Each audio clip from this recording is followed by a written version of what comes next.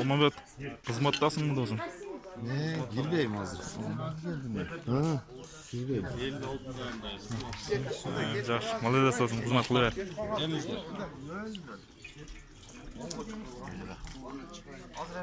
Ke baş kılay.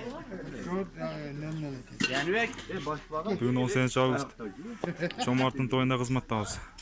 Elge toy. Çıkırdınızlar be. Sen o gümürü gel şu adam bilir.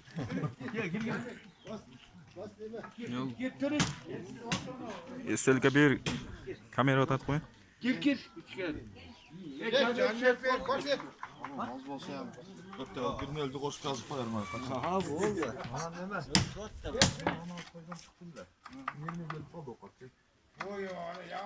Baktala göğsüz değil. Gir içeri. O gir.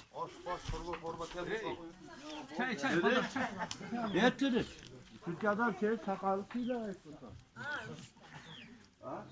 Ekre soygurdasın. Baştan onda son tutum.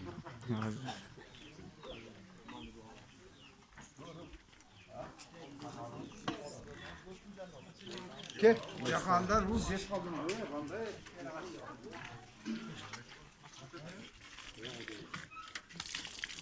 Verin işte tüyler.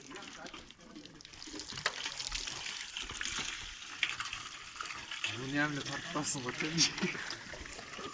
Hizmette. Sen işkele şey yapmadık.